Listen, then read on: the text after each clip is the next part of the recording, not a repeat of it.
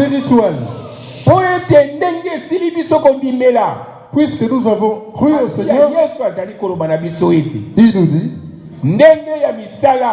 les œuvres sont de deux sortes. Il y a les œuvres charnelles qui entraînent la mort. Les œuvres spirituelles donnent accès à la vie éternelle, à la joie et la paix, la bonté, le bonheur. Il a commencé par quoi? Les œuvres spirituelles que vous avez lues. Il nous dit, vous devez d'abord avoir l'amour. Amen.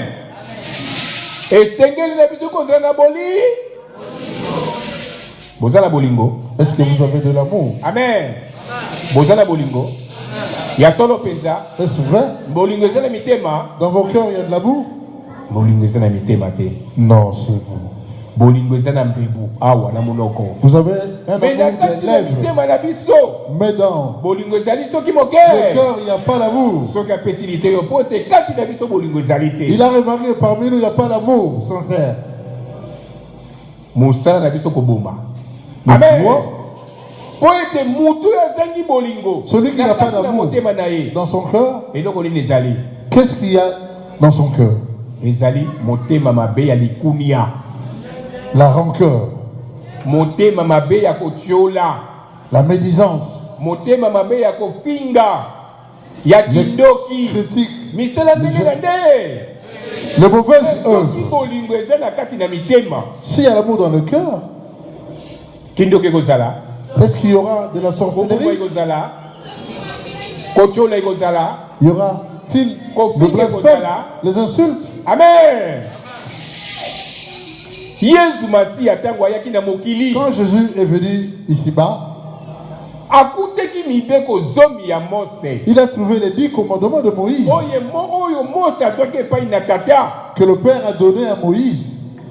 Jésus a dit, tous ces commandements, les 10 de Moïse, sont valables. 10, c'est un gros nombre.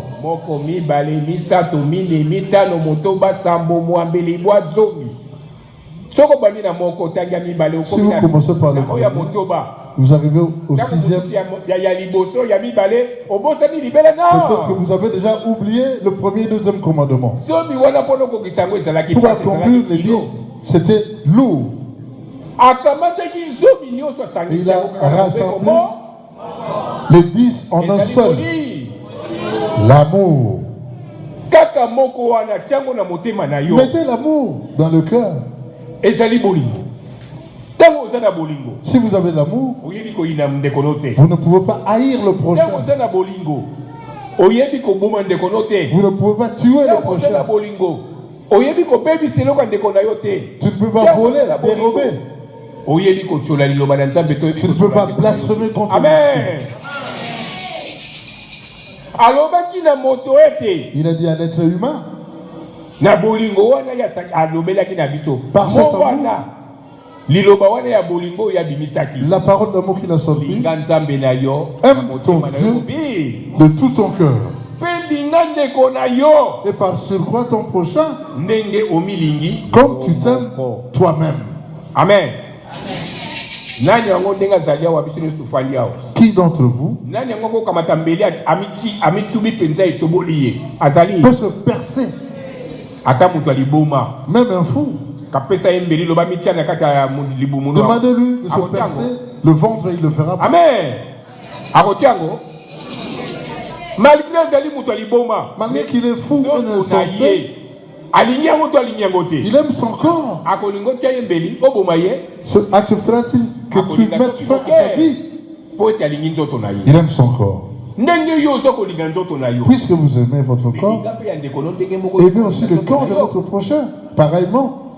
Bolingo wana. Cet amour avec lequel vous aimez votre corps, vous ne voulez pas qu'on vous cause du tort, qu'on vous flagelle, Amen.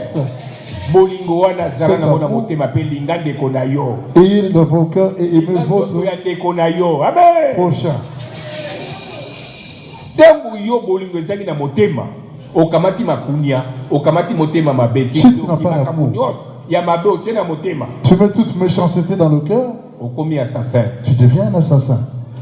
Pour être bizarre, le mabe wono ko la vis-à-vis na ndeko na yo. Le mauvais comportement vis-à-vis du prochain. C'est une façon de le tuer spirituellement. Amen. Amen.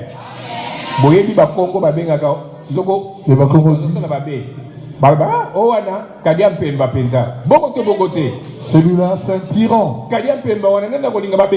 Qui peut accepter qu'on l'appelle tyran?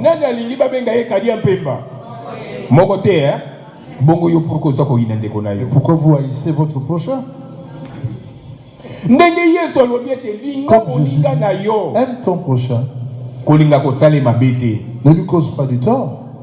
Mais quand il y a de l'inimitié. Toi qui es enfant de Dieu, fidèle du Seigneur Jésus, celui-là c'est mon ennemi. De ton cœur, tu détestes. C'est mon ennemi. Et tu te permets de dire c'est ton ennemi. Parce que Jésus vous demande d'avoir des ennemis. Nous a-t-il enseigné d'avoir des ennemis? Celui-là, on se parlera seulement là-bas. Amen. Est-ce que tu sais si tu auras accès au royaume de Dieu?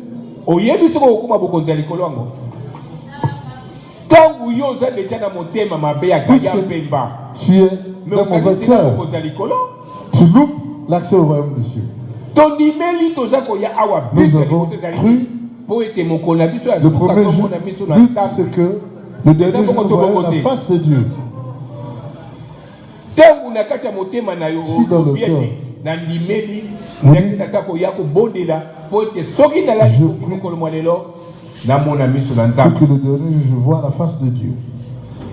Par ces paroles que tu as mis dans le cœur, tu dois avoir de l'amour. L'amour de Dieu. Vis-à-vis de Dieu, que tu obéisses. De l'amour vis-à-vis du prochain. Quand tu trouves ce il y a une autre porte de bonne santé, de richesse, d'accomplir de bons projets, de réussir, d'avoir de beaux enfants qui progressent à leur